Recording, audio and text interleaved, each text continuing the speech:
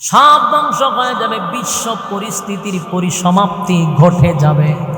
আল্লাহ বলেন কুল্লু মান আলাইহা ফান ওয়া ইয়াবকা ওয়াজহু রাব্বিকা যুল জালালি ওয়াল ইকরাম।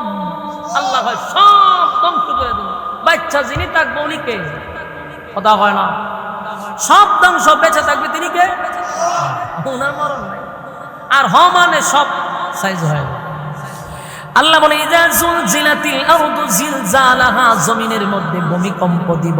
ওয়া আখরাজাতিল আরদু আসকালাহা, জমিনের ভিতর থেকে সব বাহির হয়ে যাবে। ওয়াকালাল ইনসানু মা লাহা, মানুষ তখন বলবে হায় জমিনের কি হয়ে গেল। মানুষ বলবে জমিনের কি হয়ে গেল। আল্লাহ তখন বলেন ইয়াউমা ইদিন তুহাদ্দিসু আখবারাহা, সেদিন জমিনের ভিতরে জমিনের উপরে যা যা ঘটছিল, আপনি যত আগাম প্রমাণ করছেন সব জমিন বর্ণনা করতে থাকবে। কিতা বুঝুন, উকিল লাগবে না, ব্যারিস্টার লাগবে না।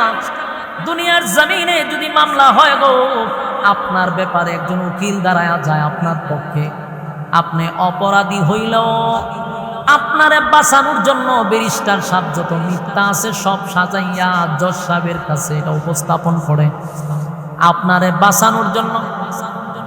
সেদিন সত্যটাকে মিথ্যা বানায়া দেয়, এই দুনিয়ার বিচার মিথ্যাটাকে সত্য বানায়া দেয়।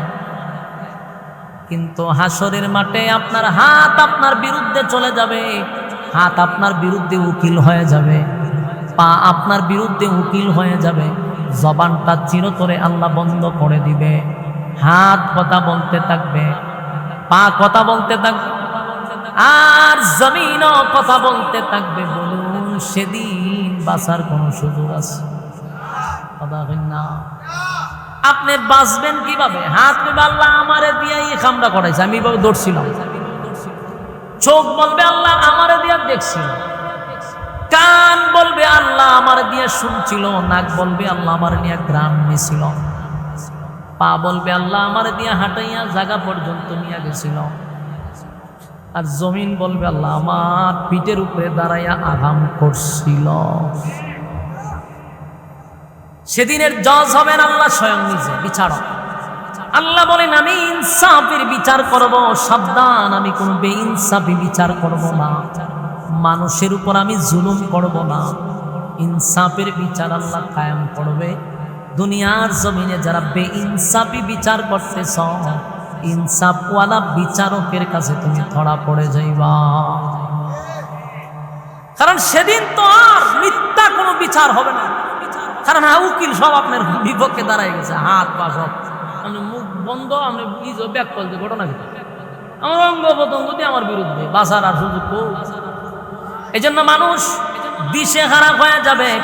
জমিন কথা বলতে থাকবে। আল্লাহ বলেন জমিন কথা বলতে থাকবে। কেন জমিন কথা বলবে? জমিন তো নিজে নিজে কথা বলতে পারে না। আল্লাহ বলেন কি বিআন্না রাব্বাকা আওহা লাহা, জমিন নিজের দিকে কথা বলে না গো, জমিনকে আমার মালিক অর্ডার দিবে, তাই জমিন কথা বলতে থাকবে। ইসহাক আলাইহিস সালাতু ওয়াস সালাম উনি ছিলেন এই ফিলিস্তিনে। উনার বংশধর ইসহাক আলাইহিস সালাতু ওয়াস সালামের বংশধর থেকে লক্ষাধিক নবী রাসূল দুনিয়াতে আল্লাহ পাঠাইছেন। শুধু উনার বংশ থেকে, উনার বংশ থেকে যত নবী রাসূল আসছিল সবাই কিন্তু জেরুজালেমের মসজিদুল আকসা খাদেম ছিল। সবাই, সব নবীরা উনার বংশ থেকে যারা ছিল, সব নবীরা এই মসজিদুল আকসা নিরাপত্তা তারা দিছে, তারা এটাকে নিয়ে খেদমত করছে, এটার খাদেম ছিল। আরেকজন ছিল ইসমাঈল আলাইহিস সালাতু ওয়াস সালাম, উনি ছিলেন মক্কায়, উনি ছিলেন বাইতুল্লাহর খাদেম। ওনার বংশধর বাইতুল্লাহর খাদেম, কুরাইশ বংশ। আর সেই বংশ থেকে একজন নবী আসছে, তিনি হলেন মুহাম্মাদুর রাসূলুল্লাহ সাল্লাল্লাহু আলাইহি ওয়াসাল্লাম। আপনি দেখেন ইব্রাহিম আলাইহিস সালামের দুই ছেলের মধ্যে এক ছেলের পক্ষ থেকে লক্ষাধিক নবী পাঠাইছে, আর একজন নবী ইসমাঈল আলাইহিস সালাম, ওনার বংশধর থেকে মাত্র একজন নবী আসছে, আর উনি হলেন আমাদের নবী মুহাম্মদ রাসূলুল্লাহ সাল্লাল্লাহু আলাইহি ওয়াসাল্লাম।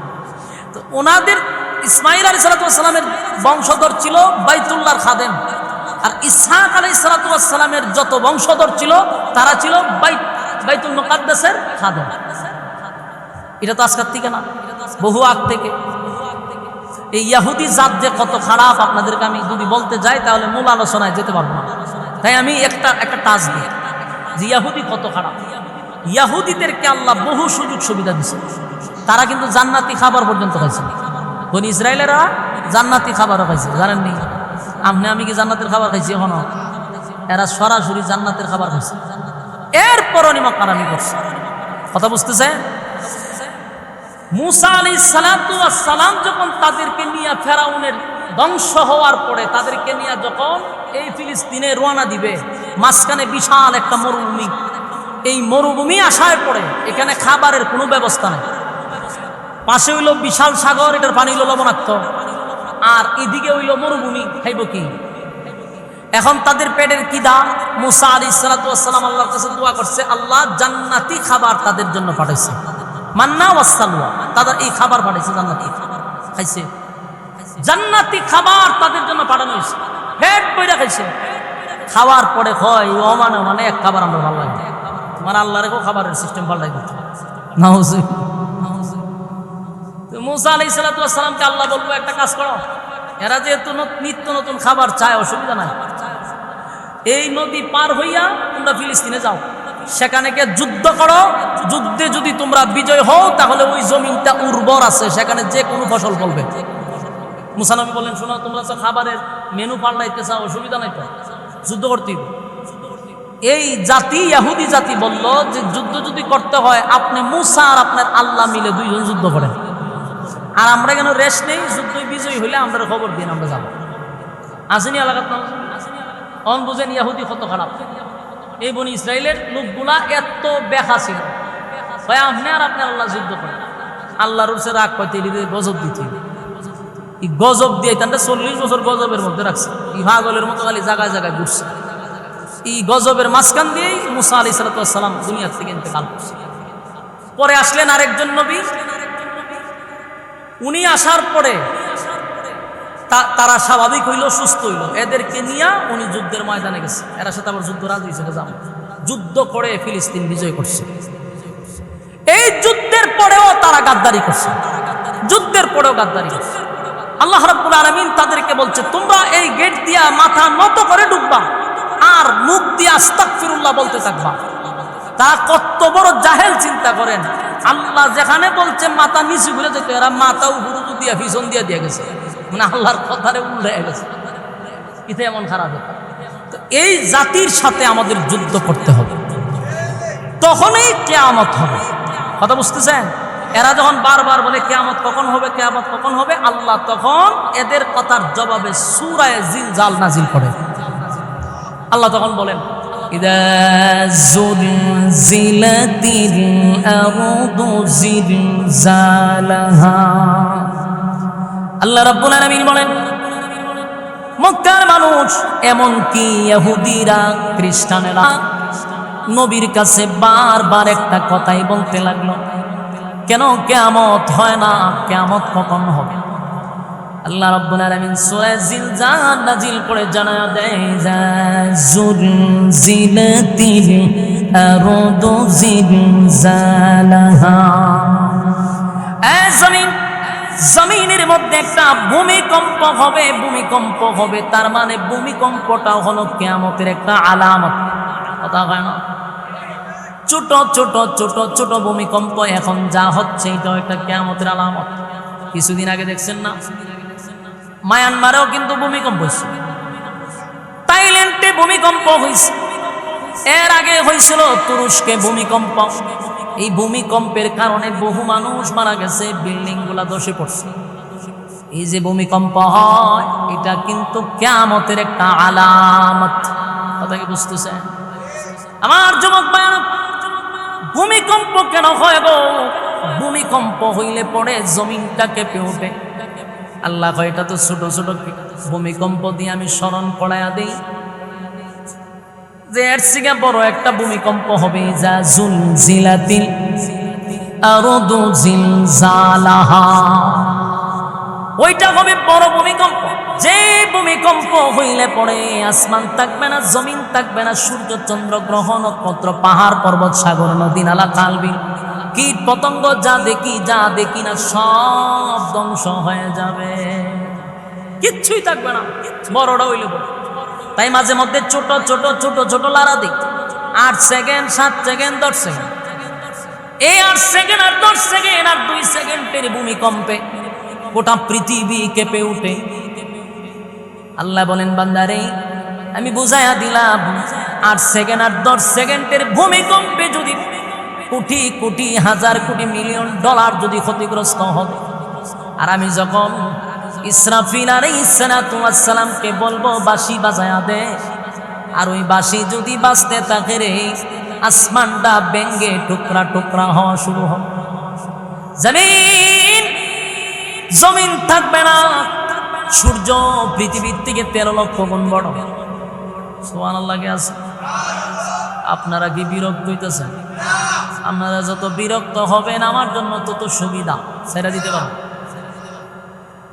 আমার যুবক ভাইয়েরা মনোযোগ দিয়া কথাগুলি শ্রবণ করেন, মনোযোগ দিয়া শ্রবণ করেন। ছোট ছোট ভূমিকম্প দেয়, এতে আমাদের কলিজায় পানি থাকে না। তখন একটু চিন্তা করেন, এগুলা তো আল্লাহ শুধুমাত্র আলামতের কারণে পাঠায়, বুঝায় যে দিন দেখ কেমনে দেই, এটাই বড় আকারে আসবে। আমার যুবক ভাইয়েরা কিয়ামতের আলামত হিসাবে ভূমিকম্প দেয়। আল্লাহ বলেন ছোট ছোট ভূমিকম্প 7 সেকেন্ড 8 সেকেন্ড 10 সেকেন্ড, আর যেদিন বাঁশির মাধ্যমে দিব, ইসরাফিল আলাইহিস সালাতু ওয়াস সালাম যেদিন বাঁশি বাজায়াই দিবে, সেদিন তারকাগুলি ছুটে ছুটে পড়ে যাবে, সূর্যটা টুকরা টুকরা হবে, জমিন টুকরা টুকরা হবে। ওয়াখরাজাতিল আরদু আসকালাহা, আল্লাহ রাব্বুল আলামিন বলেন ওয়াখরাজাতিল আরদু আসকালাহা, পৃথিবীর ভেতর থেকে তখন সব বাহির হইতে থাকবে। এই জমিনের নিচে কিন্তু বহু সম্পদ আছে, এটা বিশ্বাস হয়? কিয়ামতের আগে একটা স্বর্ণের পাহাড় বাইরিব, হয়তো কি যে আলামত দেখতেছি বেশি দিন নাই, ওই পাহাড় নিয়েও, স্বর্ণের পাহাড় নিয়ে বিশ্বযুদ্ধ শুরু হবে, সব দেশ যুদ্ধ শুরু করে দিব এই স্বর্ণের পাহাড় নিয়ে। তার মানে জমিনের নিচে স্বর্ণের পাহাড় আছে, আর এই পাহাড় নিয়ে লুভে প্রত্যেকটা দেশ এই যুদ্ধে অংশগ্রহণ করবে, আর সেই যুদ্ধের প্রায় 100 জনের মধ্যে 99 জন মারা যাবে। আমার কথা কি বুঝতেছেন? এটা খুব সামনে শীঘ্রই হইতে পারে, লুভের কারণে। মানে স্মরণটা প্রত্যেক দেশ, যেমন বাংলাদেশ আমি কমু যেটা আমার, আরেক দেশ কবে এটা আমার আমার করে সব দেশে লাগবে যুদ্ধ। প্রতিটা যুদ্ধের প্রত্যেকটা সৈনিকের মধ্যে দেশের প্রতিটা মানুষের 100-র মধ্যে 99 জনই মারা যাবে, একজন বেঁচে যাবে। তাহলে বুঝেন আপনি কত হাজার কোটি মানুষ মারা যাবে, বুঝতেছেন? কত 100 কোটি মারা যাবে, জনসংখ্যা কমে যাবে পৃথিবীর এই যুদ্ধের পরে। এর মানে হলো জমিনের নিচে আমার আল্লাহ সম্পদ রেখে দিছে, এই সম্পদের জন্য আমরা যুদ্ধ করব, সম্পদের জন্য মারামারি করব, কাটাকাটি করব, সম্পদের জন্য জীবন দিব। আল্লাহ রাব্বুল আলামিন বলেন ওয়াখরাজাতিল আরদু আসকালাহা, জমিনের ভিতর থেকে সেদিন সব জমিন উগলায়া দিবে। উগলানি বুঝেননি? ভূমি গইরা দিবে, জমিন ভূমি করবে। আর জমিন যখন ভূমিকম্প দিবে, জমিন যখন উগলায়া দিবে রে, সেদিন মানুষগুলা তাকায়া দেখবে আর বলবে এই ভূমির জন্য বুঝি উগলায়া যে বাহির করছে এটাকে ভূমি বলা হয়, এই ভূমির জন্য বুঝি আমরা মারামারি করছি। হায় আফসোস, এই ভূমি নিয়ে আমরা কত মারামারি করলাম, জীবন দিলাম, সেদিন মানুষগুলা আফসোস করবে। আমার যুবক ভাইরা, জমিনের নিচের থেকে সম্পদ বাহির হইতে থাকবে, স্বর্ণের পাহাড়, হীরামণি মুক্তা সহ সব বাহির হয়ে যাবে। মানুষ আফসোস করে বলবে ওয়াকাদাল ইনসানু মা লাহা, মানুষ বলা বলি করতে থাকবে হায় জমিন তোমার কি হয়ে গেল, হায় কি হয়ে গেল, জমিন উগলায়া দিচ্ছে এই সম্পদ, আর এই সম্পদের জন্য আমরা কত মারামারি হানাহানি।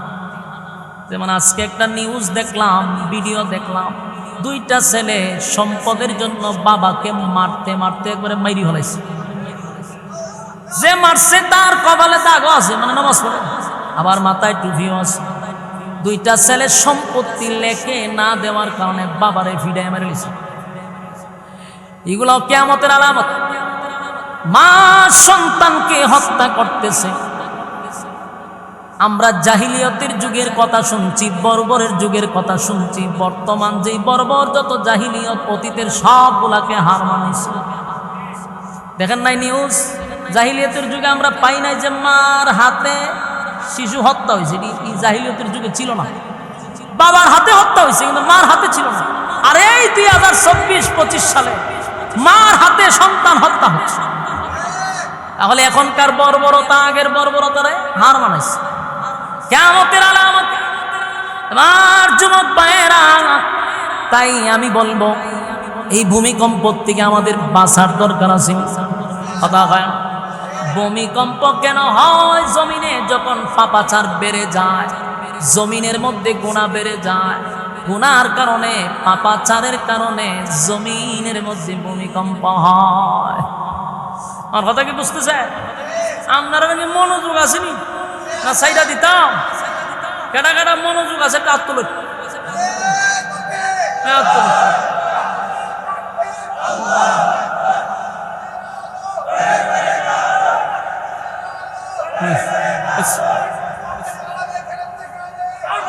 ঠিক আছে, হাত তুলেন, হাত তুলেন, কারণ কর্মসূচি আছে। আপনারা যারা হাত তুলছেন বলেন ইনশাআল্লাহ মুনাজাতের আগে আমরা লড়তেছি না। হ্যাঁ, ওয়াদা। ওমা হাত তুলে না কা? ওয়াদা। আতলাম কোন চান ওয়াদা বর খেলাপ করা, এটা কিসের খাসলত? মুনাফিক। হ্যাঁ, তখন যদি আপনারা এখান থেকে একজন উড়ুন, তা আপনারা মিছিল দেওয়া শুরু করেন যে মুনাফিক যায়, মুনাফিক যায়। বুঝছি নি কা? মান সম্মান বাঁচাইবার লাগে আমরা বই দাম লাগে। কথা বলেন না, দিই লড়ন যেত না। আর আরেকটা কথাও শুনেন, প্রত্যেকটা মানুষের সাথে শয়তান থাকে, এটা বিশ্বাস হয়নি আপনারা? আমার সাথেও আছে, ওই হুজুরের সাথেও আছে। বরং আপনারা সাথে দেখে 5টা, তে আমার লোক আছে 10টা। বেশি থাকে, বেশি থাকে। এটার কারণ আছে, কারণটা আপনারা হওয়া দরকার আছে। নাহলে কইবেন হুজুরের সাথে বেশি শয়তান থাকে। তার একটা কারণ হলো আপনার সাথে যদি একটা থাকে, এই একটা শয়তান আপনারা যা করতে পারে, 10টা শয়তান আমরা এতটুকু করাইতে পারে না। যেমন আপনার সাথে এক শয়তান থাকে, আপনারা রাস্তার দ্বারা খারাপ করে খারাইয়া মুতাই লাই, হঠাৎ করে খারিয়া মুতা চলবে। এর সাথে শয়তান একটা, কিন্তু খারিয়া মুতা দেয়। আর আমার লগে শয়তান 10টা কেড়ে 10 লক্ষ থাকলো, আমার কি খারিয়া মুতাইতে পারবো? এখন বুঝতে লাগে হুজুরের সাথে 10টা কেড়ে থাকে, কারণ 10 শয়তানে মিললেও খারিয়া মুতাইতে পারে না। আর এক শয়তানে আপনার ফ্যান গুলা খারিয়া মুতাইলা। বাস্তব না বাস্তব? বলি শয়তান প্রত্যেকের সাথে আসে। এখন যে আপনারা এই জায়গাটাতে বসছেন, তাহলে আপনার খানদের শয়তান গেল কো? হ্যাঁ, গেছে না, কিন্তু এখানে বসতেও পারছে না। তাহলে আছে কোথায়? পাশে দাঁড়ায় আছে, এরিয়ার বাহিরে। হ্যাঁ, কথা বলি না? প্রত্যেকের গাড়ের যে শয়তান, এটা এরিয়াতে দাঁড়ায় রয়েছে চতুর্দিকে গুলইয়া, কিন্তু এখানে ঢুকতে পারতেছে। তো এইখানে দাঁড়ায় কি বসে রয়েছিনি? এখানে দাঁড়ায় রিমোট দিয়ে আপনারা কন্ট্রোল করতেছে। কোনো রকম রিমোটে ধরে যদি উঠতে যান গা, বুঝবেন যে এর উপরে ভর করে নিছে। কথা বুঝ, যে উঠে আমিও বুঝতে লাগবেন যে খামিয়েছে, ওখান থেকে রিমোটে কন্ট্রোল করছে, হেরে বর করছে। আর শেষ পর্যন্ত যদি বসে থাকে, তো শয়তান ব্যর্থ হইয়া, লজ্জিত হইয়া, জুতার বাড়ি খাইয়া হে যাবে বা, তবে ভাবলাম না। আর যদি আপনি উঠতে যান গা, তাহলে এত সার্থক। আর মানুষে ছায়া দেখবো, আপনাদের উঠতে যান, কইব যে মানুষে কইব যে বর করে গেছে। অন আমি উঠতেন, বারবার যে উঠেন, অন ছায়া থাকবো মানুষ, আমি উঠতে এমন জায়গা নিয়ে দিছি। এখন একদিকে মুনাফিকের স্লোগান হইব, অন্যদিকে শয়তানে বর করছে। তাহলে আর উড়াউড়ি নাই। একটু সময় আমারে কথা কইতে দেন, লম্বা আলোচনা করার আমারও সুযোগ নাই, মাথায় ব্যথা করতেছে। অন্তত আপনারাও উড়াউড়ি লক্ষণ বাড়াও, সেখানে গুতাগুতি করে কথা কও, তাহলে কথা বলা আগ্রহ থাকবো, মনোযোগ দিয়ে শুনে। প্রত্যেকটা মানুষ মৃত্যুবরণ করবো, এতে কোনো সন্দেহ আছে? আমরা মরতেই পারি। মরার আগে মরণের প্রস্তুতি নেওয়ার দরকার আছে নি? গুনাহ থেকে আমরা বেঁচে থাকতে হবে। এখন যে ভূমিকম্প হয় মাঝে মধ্যে, কেন হয়? এগুলো আমাদের হাতের ফসল, আমরার কামাই এগুলা। ভূমিকম্প ওই জমিনই হয় যেই জমিনে সবচেয়ে বেশি পাপাচার হয়। আপনি মায়ানমার দেখছেন, থাইল্যান্ডে দেখছেন ভূমিকম্প হয়েছে, এখানে কি সব আল্লাহর ওলিরার মাঝখানে দিয়েছে ভূমিকম্পী? তো ভূমিকম্প কেমন হয়েছে? আখাম পোহামের PhD চলে। বাংলাদেশে মাঝে মধ্যে লাড়া দেয়, কিন্তু বাংলাদেশে দশায়ার নেয় না কেন? বাংলাদেশে লক্ষ লক্ষ মসজিদ মাদ্রাসা আছে, লক্ষ লক্ষ মাসুম বাচ্চারা তাহাজ্জুদের সময়টা কোরআন তেলাওয়াত করে। এর কারণে মাসুম বাচ্চাদের চোখের পানির কারণে আল্লাহ জমিনে ভূমিকম্প দেয় না। কিন্তু আমাদের গুনাহ যখন বেড়ে যাবে আল্লাহ ভূমিকম্প দেয়। এই ভূমিকম্প থেকে আমাদের বাঁচার দরকার আছে নি? এরপরে ঠাড়া ফালায়, ওই আইতে ঠাড়ার সময় টাস টুস ঠাড়া ফালায় মানুষ মেরা লাগে। কারণটা কি? গুনার প্রতিযোগিতা চলছে, অতিরিক্ত প্রতিযোগিতা চলছে। আল্লাহ আমাদেরকে হেফাজত করবে। এই জন্য আল্লাহ বলেন, ইযা যুলজিলাতিল আরদু জিলজালাহা ওয়া আখরাজাতিল আরদু আসকালাহা ওয়া ক্বালাল ইনসানু মা লাহা। আল্লাহ রাব্বুল আলামিন বলেন, আমি কিয়ামত তখনই দিব যখন মানুষ এমন একটা পর্যায়ে যাবে আর দুনিয়াতে আল্লাহ বলনে বলা একজনও থাকবে না, সব জায়গায় শুধু গুনাহ আর গুনাহ। আল্লাহ তখন ইসরাফিল আলাইহিস সালাতু ওয়াস সালামকে বলবে, ইসরাফিল রে, যেই জমিন আমি বানাইছিলাম বান্দার আমার গোলামি করবে, আমার কুদরতি পায়ে সেজদা দিবে, আজকে সেই জমিনে গুনাহের প্রতিযোগিতা চলছে। সেই জমিনের মধ্যে পাপাচার চলতেছে, জেনা বেবিচার বেড়ে গেছে। কিয়ামতের আলামত হলো সমাজে জেনা বেবিচার বেড়ে যাবে। মানুষ একটা পর্যায়টা মেনে নিবে, একজন আরেকজনের সামনে আগাম প্রোগাম করলেও এটারে মাইন্ড করবে না। এটা বাস্তব না বাস্তব?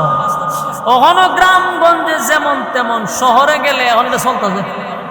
শহরে একজনের সামনে আরেকজনের কাহিনী চলতেছে, মানুষ এটা মাইন্ড করে, কয় এটা এনজয়।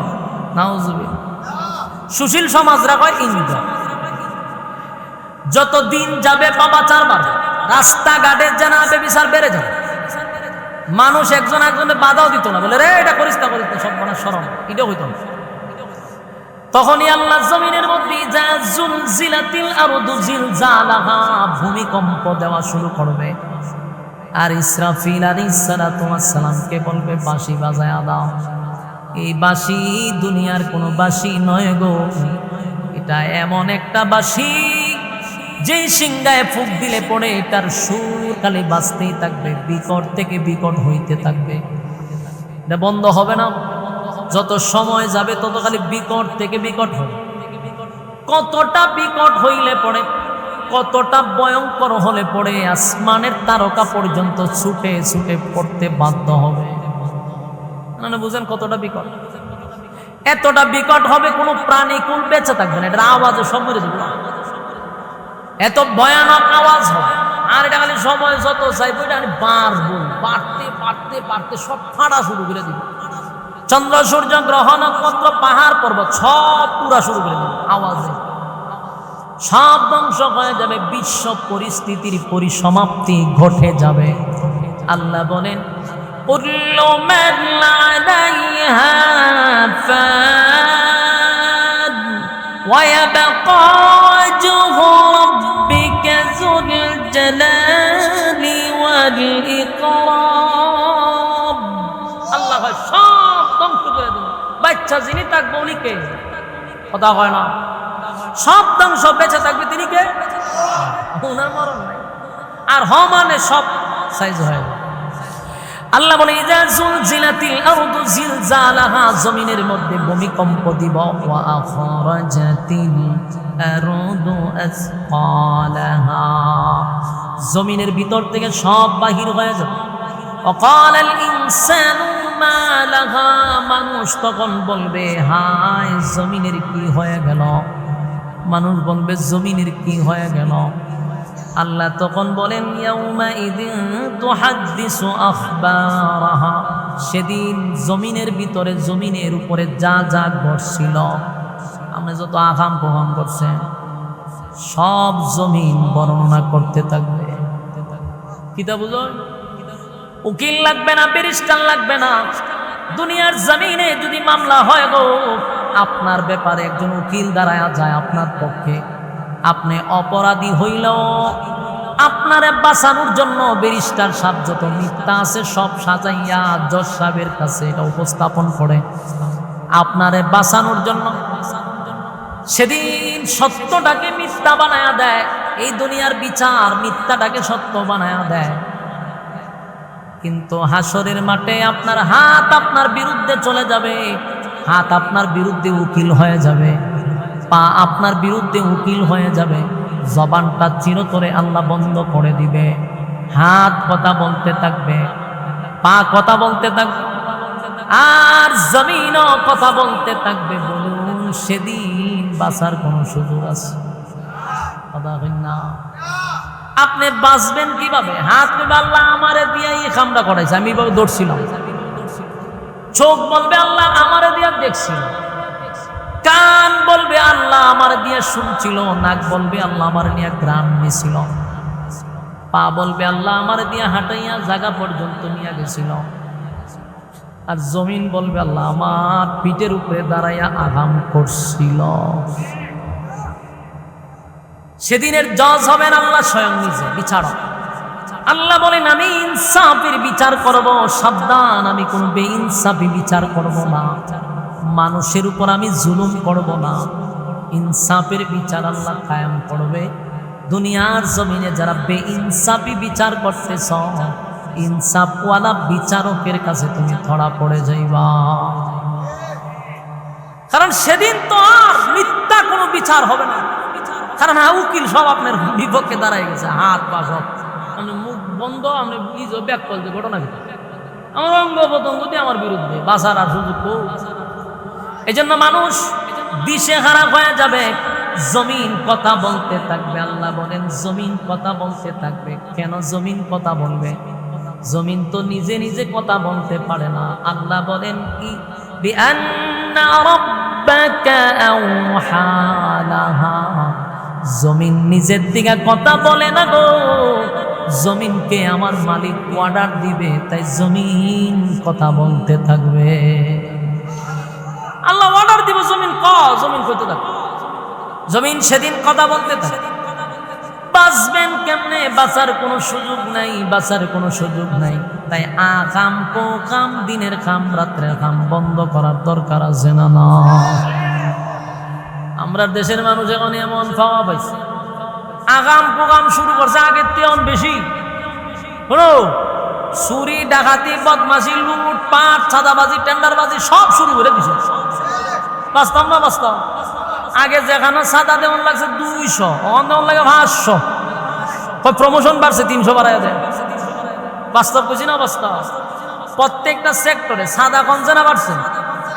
আগে দিত 500, এখন দেওয়ান লাগে 1000। এমন আকাম কোয়াম শুরু হয়েছে।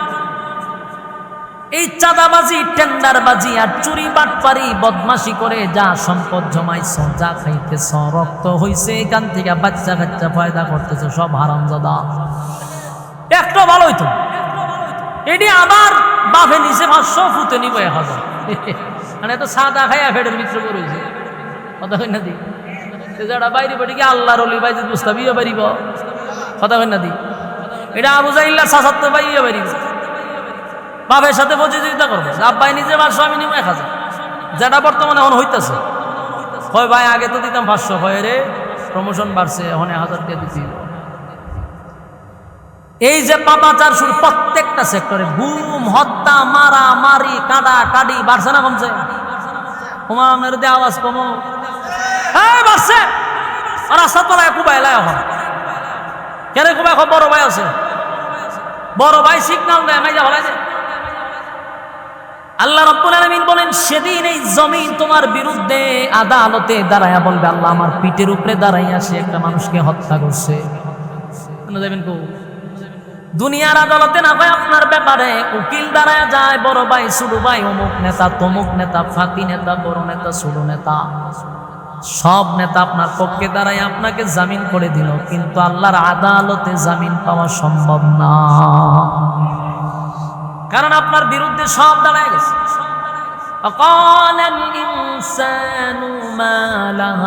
মানুষ বলবে জমিন তোমার কি হয়ে গেল, এইভাবে আমাদের বিরুদ্ধে দাঁড়ায় গেলা। সব ঘটনা জমিন বর্ণনা করতে থাকবে। এরপর আল্লাহ বলেন, তোমরা কি মনে করছো জমিন এমনি এমনি কথা বলে না? আমি আল্লাহ জমিনকে অর্ডার দিছি, তাই জমিন বর্ণনা করতেছে। সুবহান।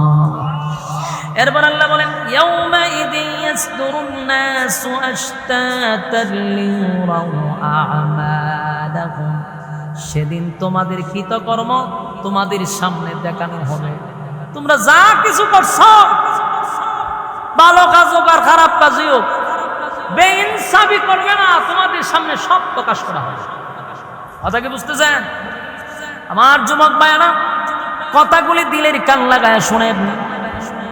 আমি আপনাদের উদ্দেশ্যে যে কথাগুলি বলতেছি, একটাও আমার মন গড়া কোনো কথা না, কোরআন থেকে কথাগুলি উপস্থাপন করতেছি, মনোযোগ দিয়ে শোনা দরকার।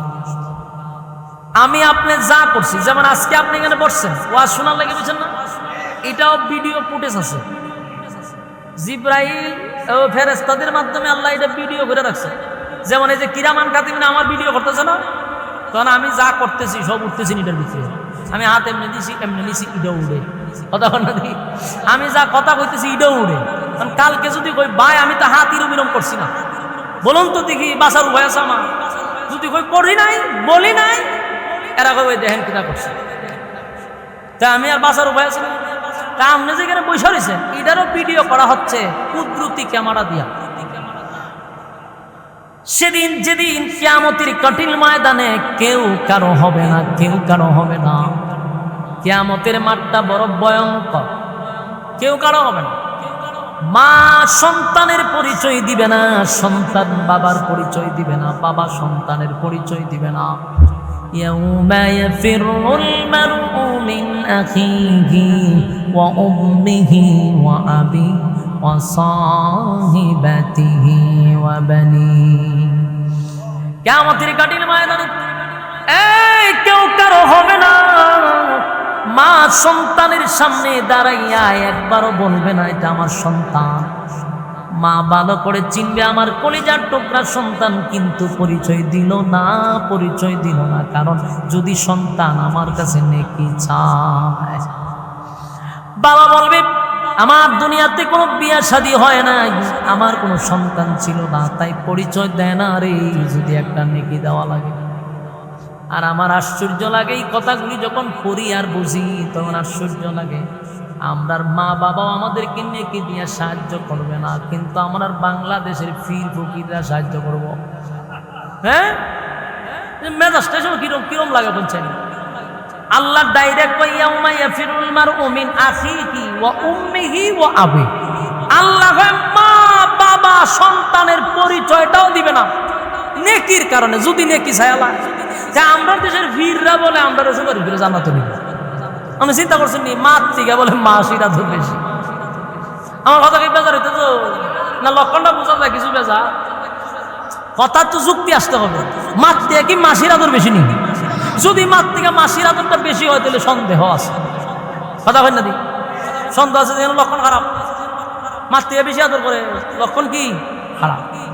মা বাবা জান্নাতে নিবার জন্য একটা নেকিও দিবে না, ফিরে দিব কেন? কারণ ফিরে দেওয়ার যুক্তি আছে, প্রচুর পরিমাণ আপনার কাছ থেকে খাইছে। হ্যাঁ, ছাগল গরু বেড়া বকরি তো কম নিছে না, হাদিয়া তোবা তো কম নিছে না, এই কারণে হয়তো বা বাঁচাইতে পারে। কি দেখেন আপনারা? ঠিক হই আদম থেকে নিয়ে ঈসা রূহুল্লাহ প্রত্যেকটা নবীরা হলো মাসুম, স্পেশাল পাওয়ার তাদের, কিন্তু তারারও সাহস নাই হাসরের মাঠে আল্লাহর সামনে দাঁড়ায় কথা বলার আর ফিরে পারবো। হ্যাঁ, তো কয় তো হয় ফির ফকিরের তসবি যেই পরিমাণ জফে, এত তসবি আল্লাহর নামেও জফে না। আস্তাগফিরুল্লাহ, এত মারাত্মক। এজন্য ভুল পথে পা দেওয়া যাবে না। আমার নেকি যতটুক আছে এটা প্রকাশ করা হয়। আমি যতটুক ইবাদত বন্দেগী করছি আল্লাহ ভাই আমি ইনসাফ বলা বিচারক তোর সামনে আমি এটা প্রকাশ করব যে এটা তুই করছিস।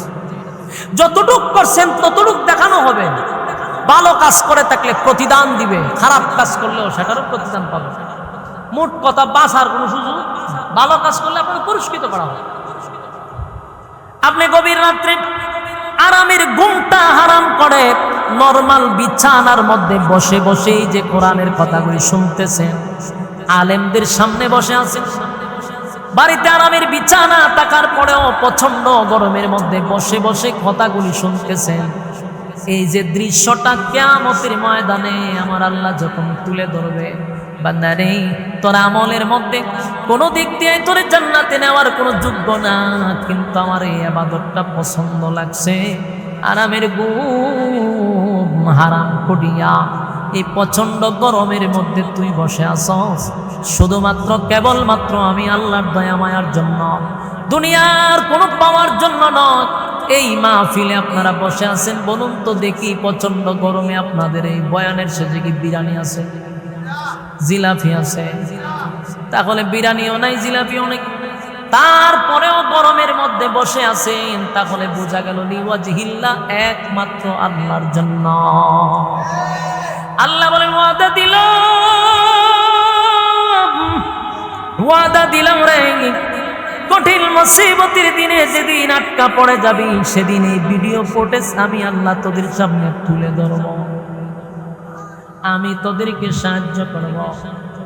আল্লাহ রাব্বুল আলামিন বলেন পানি নাই, আমরা তো কেন বোতল দিয়ে পানি রাখব। আল্লাহ রাব্বুল আলামিন বলেন বান্দা রে, কঠিন মুসিবতের দিনে যেদিন মা সামনে আসবে না, বাবা সামনে আসবে না, আত্মীয় স্বজন সামনে আসবে না, আমি আল্লাহ সেদিন দয়া মায়া করে আমার বান্দারে আমি জান্নাত দিব। প্রত্যেকটা মানুষকে আল্লাহ বানাইছে জান্নাত দেওয়ার লাগে, বলুন জাহান্নামও দিবার লাগে না জান্নাত দেওয়ার লাগে? জান্নাত দেওয়ার লাগে বানাইছে।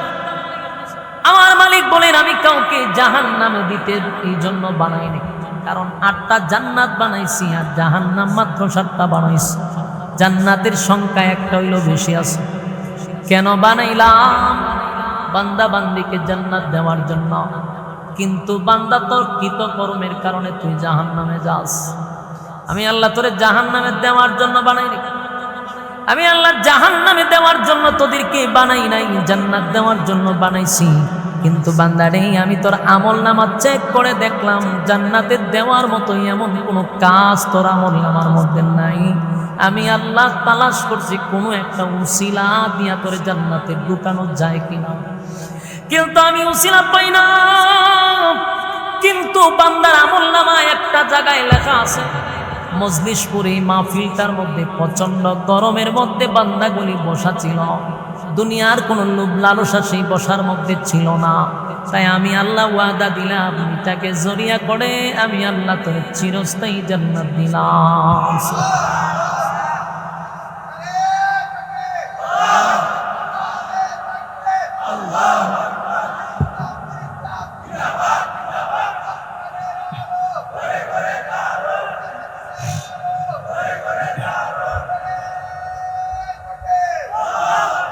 যুবক ভাইরা আমার, তাহলে বলা শুন, হাসরের মাঠে রব্বে কারীম বলেন প্রত্যেকটা অঙ্গ প্রত্যঙ্গ সেদিন আমার বিরুদ্ধে সাক্ষী দিবে। সেদিন আমার বিরুদ্ধে যদি সব অঙ্গ প্রত্যঙ্গ সাক্ষী দেয়, বলুন বাঁচার কোনো সুযোগ আছে? ইয়াউমাইযিন তুহাদ্দিসু আখবারাহা ইয়াউমাইযিন ইয়াসদুরুন নাসু আশতাতান লিউরাউ আমালাহুম। সেদিন লোকগুলার যতটুকু তোমাদের মধ্যে যারা যতটুকু করছো, যতটুকু ইবাদত বন্দি করছো, যা কামাই করছো, আমি তোমাদের সামনে এগুলা উপস্থাপন করব, গোপন রাখবো না। সুবহানাল্লাহ। এরপর আল্লাহ বলেন ভালো কাজ যদি করে থাকো সেটাও তোমাদের সামনে আমি তুলে ধরবো। এরপরে ফামান ইয়ামাল মিসকালা যাররাতিন খায়রান ইয়ারা ওয়া মান ইয়ামাল মিসকালা যাররাতিন শাররান ইয়ারা। ভালো কাজ যদি থাকে, অল্প করছেন, 5 ওয়াক্ত নামাজ পড়ছেন, রোজা রাখছেন, হজ করছেন, যাকাত করছেন, এটা তো বড় আমল করছেন রেগুলার। আর যদি কোনো একদিন মাহফিলও করছেন আর কোনো আমলই নাই, এটা আছে, এইটাও আপনারা আল্লাহ ছাড় দিত না, এটা দেখাইব। এটা যারা পরিমাণ হোক আল্লাহ ভাই উপস্থাপন করে, তোমার বঞ্চিত করবো না। আবার সব নেকিয়ে ভরপুর, কিন্তু একদিন মাহফিল না আইসা ওখানে বইয়ে বইয়ে আপনি গপ্প করছেন, এই সামান্যতম একটা অপরাধ, এটাও সেদিন আল্লাহ আপনার সামনে তুলে দেবে। বলুন কোনো কিছুকে আল্লাহ ছাড় দিব না সব প্রকাশ করবে? আমার যুবক ভাইরা, তাই আপনাদের হাতে পায়ে ধরে বলি, কিয়ামত তখনই হবে যখন পাপাচার বেড়ে যাবে, কিয়ামত তখনই হবে যখন মানুষ গুনাহের প্রতিযোগিতায় নামবে। আল্লাহর নবীর কাছে বেঈমানরা বারবার বলে কিয়ামত কেন হয়? কিয়ামত তখনই হবে যখন বান্দা গুনাহের প্রতিযোগিতায় লিপ্ত হবে, কিয়ামত তখনই হবে যখন মানুষের মধ্যে ইনসাফ থাকবে না, রক্তপাত বেড়ে যাবে, রাস্তাঘাটে মানুষের লাশ পড়ে থাকবে, বেহায়াপনা উলঙ্গ ইত্যাদি বেড়ে যাবে। এই মানুষের মধ্যে লজ্জা শরম উঠে যাবে, মানুষ গুনাহ করতে গিয়ে ন্যূনতম লজ্জাও পাবে না। দেখেন না আমাদের দেশে নারীরা আকাম কুকাম তো করে, এখন রাষ্ট্রীয়ভাবে উপদেষ্টার কাছে গিয়ে হয় আমরা যে আকাম করি, এটার একটা বৈধতা দেনছেন নিকেল, কথা বুঝতেছে?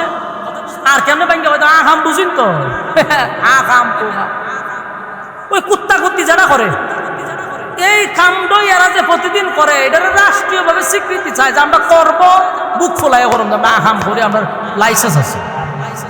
চিন্তা করছেন আমরা কিতা কম করছেন? এমনি তো তুই করস আহাম কুহাম, আবার হয় আমার একটা লাইসেন্স দেন, তাহলে যে আহাম কুহাম আমার দললে করে হবে, দেখ আমি যেটা আহাম করি সরকার আমার সাপোর্ট দিছে আহাম করবার লেগে। এই জন্য কয়েকটা পতিতালয়ের থেকে কয়েকটা মহিলা আমার উপদেষ্টার কাছে গেছে। উনি তো সরল সোজা মানুষ, মোটামুটি সরল কইতাছি না, মানে মানুষ হিসাবে একটু নরমাহি, এমনি কিন্তু ফাঁকা খেলোয়াড়, এটা মাথাত রাখবে। ডক্টর ইউনূসরে যারা একেবারে মনে হবে যে কিছু বুঝে না, দিলে আমরা ঘুমাই দিছে, উনি আন্তর্জাতিক মানের খেলোয়াড়, কিন্তু মানুষটা একটু নরম, মানে তো গরম না। এই সুযোগ পাইয়া কিছু পতিতালয় ওনার কাছে গেছে, গিয়া বলছে যে স্যার আমরা তো আহাম কোহাম করি, দরজা মরজা লাগাইয়া বাইরে বাইরে করে, পুলিশকে ডিস্টার্ব করে, ফুলাভানিকে ডিস্টার্ব করে, 50 টাকা 20 টাকা চাঁদা দিতে হয়, আমরা কয়টা রুজি করি আর কয়টা খাদ্য মনে করে। তা আমরা একটা কাজ করুন, আমরা একটা লাইসেন্স দিন, যাতে আমরা আহাম কুহাম বুকটা ভুলাই করতে পারি।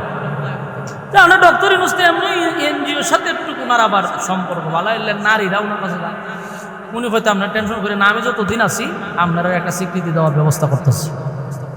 ওমা উনি বুঝলে গেছে আম্মা জানে যেটা করতে পারছে না, উনি এটা করতে গেছে কথা কই না, আসি ওটার কথা না। উনি তো আসলে দেশও থাকছে না, দেশে না থাকার কারণে দেশের পরিস্থিতিটা হয়তো বুঝতেছে না। এই বাংলাদেশের মানুষ মাথা তুলতে বেশি সময় লাগে না, আমার মাথার থেকে ফালাইতে বেশি সময় লাগে, কথা কই না দি।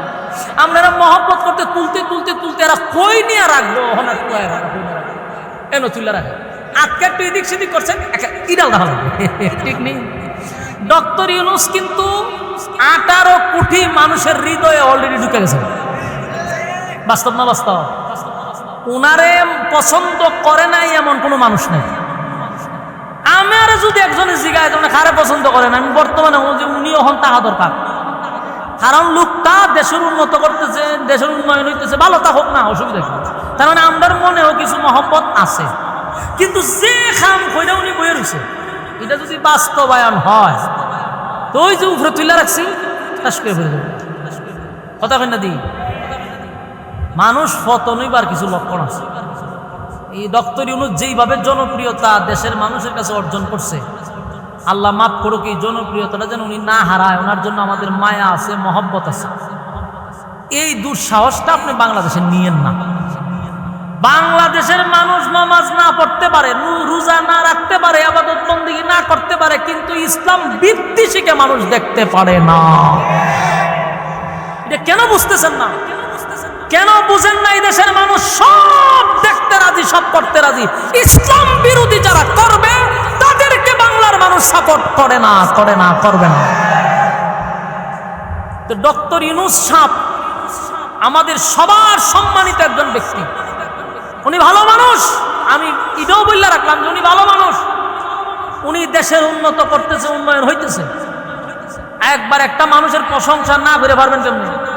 এই রমজানে যে শান্তিতে গড়ে আসলেন, 16 বছরই শান্তি পাইছে, এটা স্বীকার করেন, পাইছেন নি শান্তি? আমি গত রমজানে আমি লাইভে কয়েকবার আসছি কারেন্ট নিয়ে, কতগুলা মালু বসায় রাখছিল, কতগুলা গুন্ডা বসায় রাখছে ভারতের। ইফতারির সময় কারেন্ট নিত না, তারাবিটা শুরুই তো কারেন্ট নিত না, সেহরির সময় খানার বেশি কারেন্ট নিত না, কারণ সব তো মালু বসা, সবগুলা মালু বসা ছিল।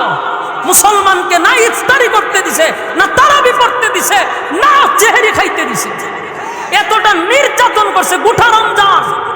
এই রমজান মাসে আমরা এত শান্তিতে ছিলাম, বুঝা গেছে আমেরিকা বুঝে না, কারণ কারেন্ট যায় না, ঠেলায়ও কারেন্ট হরাইতে পারে, ঠিক নেই।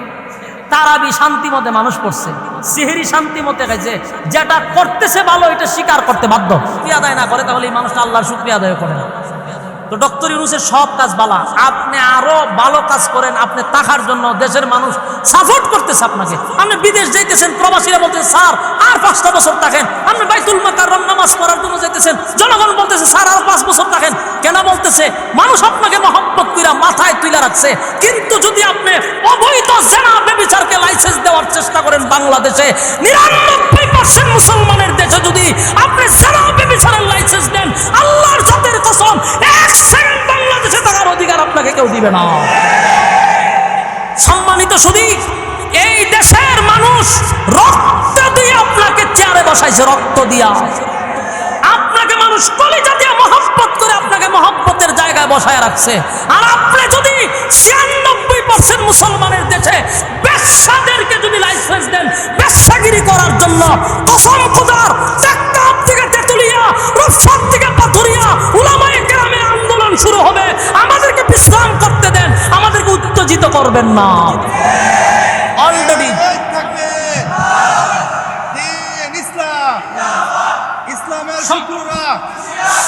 সম্মানিত শুধু অলরেডি বাংলাদেশের হেফাজত ইসলাম থেকে নিয়ে বহু ইসলামী সংগঠন, ইসলামী আন্দোলন সহ, জামাত ইসলাম সহ যারা আছে সবাই ঐক্যবদ্ধ হয়ে আমরা কিন্তু একটা প্ল্যাটফর্মে আসছিলাম, ঠিক কিনা, এই সরকারের পক্ষে। কিন্তু এখন যে কাজটা বাস্তবায়ন যদি হয়ে যায়, এই দলগুলি নিয়ে আবার মাঠে নামতে আমরা বাধ্য হব। আর সেদিনই হবে শেষ সিটি হবে আপনার কাছে। ঘন্টা বাজার আগে এটা প্রত্যাহার করুন। এই সমস্ত মানুষরূপী জানোয়ারদের পায়ে আপনি ফাঁদে ফাও দিবেন না। আপনি নরম মানুষ, আপনাকে তারা ইউজ করে এদেশের 96% মুসলমানের মন থেকে সরানোর জন্য ডক্টর ইউনূসকে এই ফাঁদে ফেলানোর চেষ্টা করতেছে রামবামরা। এটা গভীর ষড়যন্ত্র। যখনই দেখছে বাংলাদেশের মানুষ ওনাকে মহব্বত করতে শুরু করছে, তখনই এই একটা ফাঁদে ওনারে ফা দেওয়ার চেষ্টা করতেছে।